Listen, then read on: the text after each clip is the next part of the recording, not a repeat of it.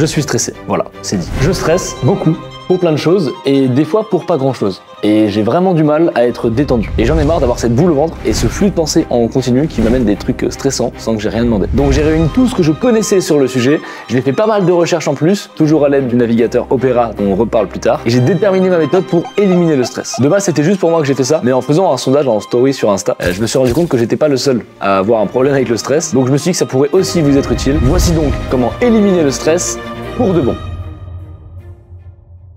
Pour en revenir aux bases, il y a deux types de stress. Ce qu'on appelle le bon stress, on peut aussi l'appeler le stress écrit comme ça, et le mauvais stress qu'on appelle le distress. Et on va faire un tour dans notre cerveau et dans notre corps pour comprendre ce qu'il se passe et comment distinguer les deux surtout. C'est important pour la suite, ça va pas être très long mais restez attentifs. Première chose, c'est la détection du stress. Notre cerveau, il voit qu'il y a un défi ou une menace en face de nous et nous envoie le signal en se disant il va falloir tout activer pour survivre. Et donc ça se passe principalement au niveau de l'amygdale et c'est une zone du cerveau souvent liée aux émotions et à la peur. Ensuite, l'amygdale va activer une autre région du cerveau qui s'appelle l'hypothalamus. C'est une autre petite région du cerveau qui cette fois-ci déclenche une réaction hormonale en chaîne. Donc en gros il y a plein d'hormones dans votre sang qui vont se déplacer jusqu'à vos glandes surrénales, donc c'est les glandes qui se situent juste au-dessus de nos reins. Et c'est là que se sécrète l'hormone qui va tout changer, l'hormone du stress que vous connaissez sûrement, qui s'appelle le cortisol. D'ailleurs moi j'ai appris en faisant cette vidéo là que le cortisol était sécrété principalement dans les glandes surrénales. Voilà, j'avais pas l'info, ça m'a régalé. Et à partir de ce moment là c'est parti. Le cortisol il joue plusieurs rôles, donc il fournit de l'énergie à nos muscles, il stoppe notre système digestif et de reproduction, il modifie le système immunitaire et en parallèle ça accélère notre rythme cardiaque, notre respiration et ça augmente notre pression artérielle. Et il termine par inhiber des zones de prise de décision et de réflexion pour pas qu'on se mette à penser beaucoup trop alors qu'il y a un danger ou une menace ou un défi en face de nous. Donc pour ceux qui suivent un peu, c'est le cortex préfrontal que ça inhibe globalement. Donc à ce moment-là, notre cerveau il est prêt à répondre à la menace dont on avait parlé tout au début. Voilà, c'est fini pour le côté neurosciences. Si vous avez compris ça, vous avez compris tout ce qu'il faut comprendre pour la suite. Tout ça c'est génial parce que ça nous booste pendant nos examens, dans des situations dangereuses ou globalement dans des moments importants pour nous et c'est vraiment super comme fonction du corps. Et ça c'est le bon stress. Et si tout va bien, notre corps revient à la normale quand la menace est passée. Et là, on est content. Mais dans d'autres cas,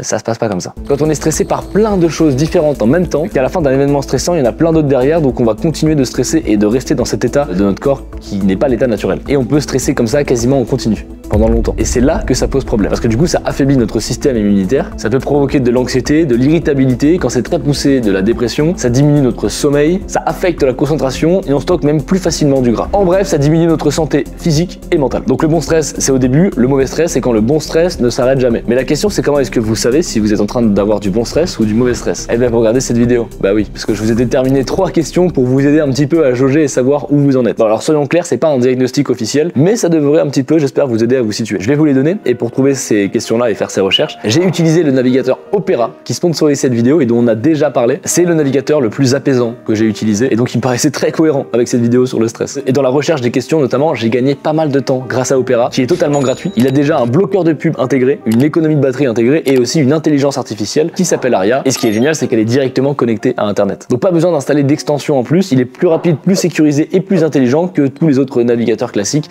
sans extension. Et surtout, il n'y a pas de distraction, pas de choses inutiles et ça fait du bien pour travailler dessus. Donc voici maintenant les 3 questions que j'ai réunies ici qui vous aideront à déterminer quel type de stress vous ressentez. Première question, est-ce que vous ressentez que le stress vous booste, vous donne envie, vous motive, etc.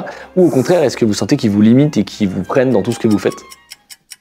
Je vous laisse le temps d'y répondre. Évidemment, si vous pensez qu'il vous booste, ça fait 1 point du côté bon stress. Si vous trouvez qu'il vous limite et qu'il vous freine, ça fait 1 point du côté mauvais stress. Deuxième question, est-ce que ce stress est lié à un événement précis ou est-ce que c'est plutôt une sensation continue que vous ressentez? Pareil, si c'est un événement particulier, c'est très cool et c'est probablement du bon stress. Et de l'autre côté, si non, c'est plutôt du mauvais stress si c'est en continu. Et dernière question, quand avez-vous passé une journée sans ressentir de stress pour la dernière fois? Si votre réponse elle est plus loin qu'il y a 1 mois ou si vous êtes en train de vous dire que vous savez même pas quand c'était, il y a des chances que ce soit pour le mauvais stress du coup. J'espère que ça vous aidera à en savoir un peu plus sur vous. Et pour terminer avec Opera, ils ont aussi un VPN gratuit, toujours directement intégré au navigateur. Et une dernière option qui m'a fasciné, ils ont créé ce qu'ils appellent le mode lucide. En gros, quand tu vas sur YouTube et que tu regardes une vidéo, tu peux activer ce mode lucide et ça va te permettre d'améliorer la qualité de la vidéo et de la voir en beaucoup plus net. Autant vous dire que quand j'ai commencé à faire les recherches pour cette vidéo et que j'ai regardé plusieurs podcasts de 3 heures d'Andrew Huberman, ça m'a été utile. J'ai passé un bon moment avec le mode lucide et ça c'est cool. Donc cliquez dans le lien en première ligne de description maintenant là. Cliquez, téléchargez-le, testez et il est vraiment cool. C'est gratuit. Merci à vous si vous le faites et merci à Opera pour la confiance sur cette vidéo. on continue. Maintenant que vous avez toutes les informations pour comprendre comment fonctionne le stress chez vous et quel type de stress vous ressentez, je vais vous partager 5 techniques de la méthode que j'ai un petit peu conçue pour moi-même pour éliminer pour de bon le mauvais stress. Peu importe ce qui se passe, vous serez plus adapté pour y faire face. Certaines des techniques sont applicables immédiatement après les avoir vues, vous pourrez les faire directement après la vidéo, et d'autres vont vous demander plusieurs jours pour les mettre en place. Donc on va commencer par celle qui prend le plus de temps et on terminera par celle que vous pourrez appliquer en vraiment 2 secondes. Et comme ça, vous pourrez piocher un petit peu dans ces techniques en fonction des besoins que vous avez sur le moment. Voici donc comment protéger votre cerveau du stress.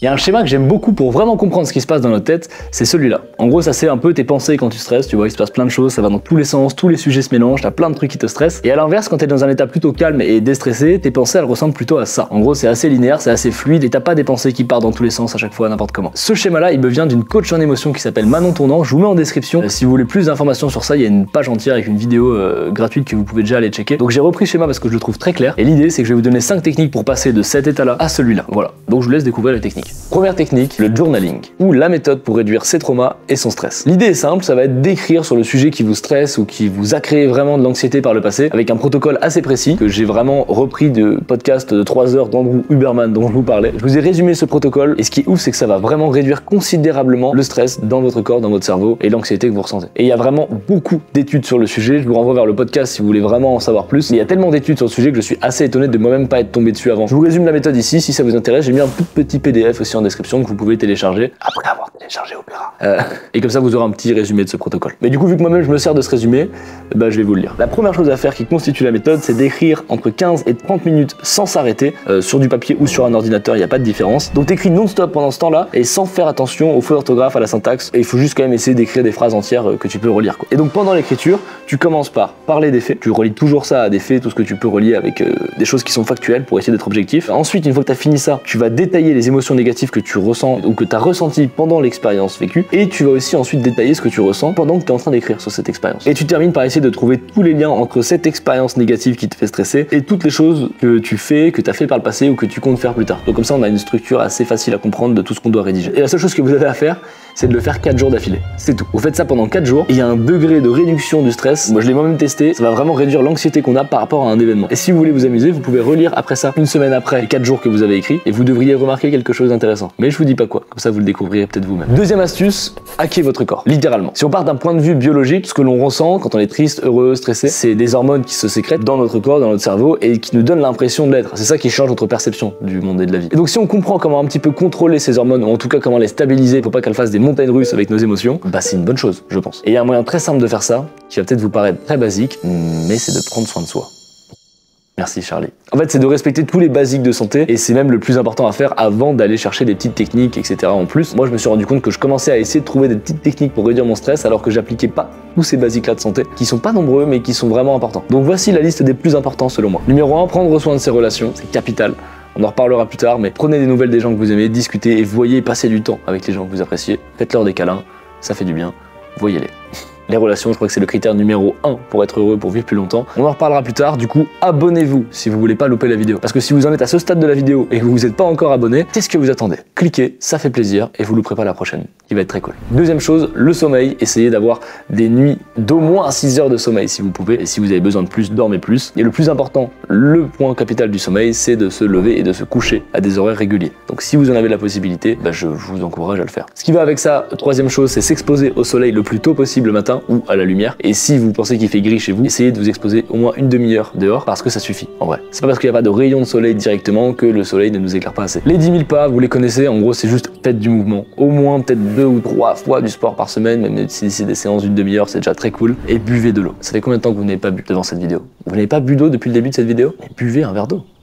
Et dernière petite chose, c'est si possible, essayez de faire une pause toutes les 50 minutes à 1 heure de travail. Ça soulage les yeux, ça fait du bien au cerveau. Et quand on dit une pause, c'est pas sur notre tel. Le but c'est d'avoir une vision plus large, parce que notre concentration elle se fait avec la vision, donc si quand tu te concentres sur quelque chose pendant 1 heure, après tu prends ta pause en te concentrant encore sur quelque chose, ça va pas du tout détendre tes yeux ni ta concentration, donc c'est pas une vraie pause. Et donc si vous avez déjà tous ces basiques de santé, bravo, sinon bah, vous pouvez essayer de les cocher. Moi je sais qu'avec la tournée j'ai un peu galéré à appliquer tous ces principes, mais c'est vraiment un game changer. Troisième technique, virez votre boîte carrée anxiogène, que certains appellent le téléphone.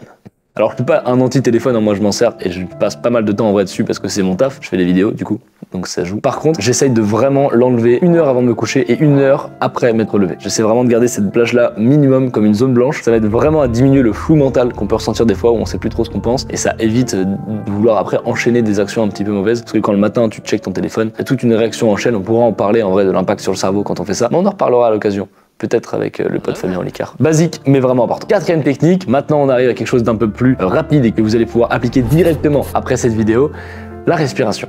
On sous-estime vraiment l'impact de la respiration sur notre corps et des fois on fait même pas attention mais on est limite en apnée dans notre journée. On fait pas vraiment attention à comment on respire et ce qui nous détend le plus c'est de faire des longues expirations. Du coup il y a plein de techniques différentes. Il y a la cohérence cardiaque qui consiste à respirer pendant 5 secondes puis à expirer pendant 5 secondes. On fait ça pendant 5 minutes dans l'idéal 3 fois par jour. Je vous en donne 2 autres. Il y a aussi la respiration carrée qui est très utile pour détendre le corps avant de dormir. Tu peux inspirer pendant un certain temps, par exemple 4 secondes, tu bloques pendant 4 secondes, tu expires pendant 4 secondes, tu bloques pendant 4 secondes, tu inspires et tu fais ça autant de temps que tu veux. 5 minutes c'est déjà très cool. Et la dernière c'est le NSDR, Non-Sleep Deep Rest Protocol, ça vient aussi d'Andrew Huberman, ça fonctionne très bien, prenez celle que vous préférez, tout ce que vous avez besoin de savoir est en description, je le répète. Mais commencez par télécharger Opera d'abord. Et 5e et dernière technique, la double inspiration. C'est celle que j'utilise juste avant de monter sur scène ou avant des rendez-vous importants qui me stressent, ça fonctionne vraiment très bien et vous pouvez la tester dès maintenant. Elle consiste à inspirer au maximum qu'on peut par le nez, et quand on est au maximum, on réinspire une deuxième fois.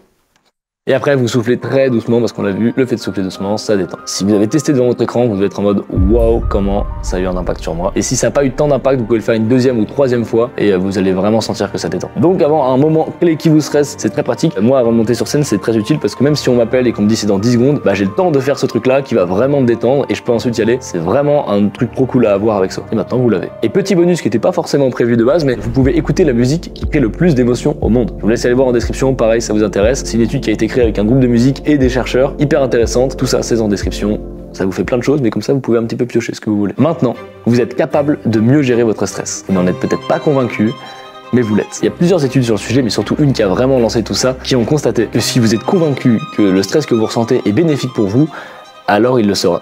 Et au contraire, si vous pensez qu'il vous freine et qu'il vous limite et qu'il a vraiment un impact négatif sur votre corps, alors il le sera aussi. D'un côté, vous avez l'effet placebo, positif, et de l'autre, l'effet nocebo, l'équivalent mais version négative. Et donc en écoutant tout ce que je viens de vous dire, que ce soit les 5 techniques pour diminuer votre stress ou le fonctionnement du stress dans votre corps, vous avez intégré cette chose-là sans vous en rendre compte et ça ne changera plus jamais. Ce qui veut dire que vous n'êtes pas stressé par les cours, vous n'êtes pas stressé par le travail, ni par la compétition ou peu importe ce que c'est. Rien de tout ça n'est la cause de votre stress. Parce que ce n'est pas l'environnement qui cause notre stress, mais notre réaction à celui-ci. Et si malgré tout ce que vous avez tenté, vous ne voyez pas de progression sur votre état intérieur, alors peut-être que ce n'est pas le stress qu'il faut éliminer, mais l'environnement qu'il faut changer. Merci à Opera, prenez soin de votre cerveau. C'était Charlie Ed. Salut.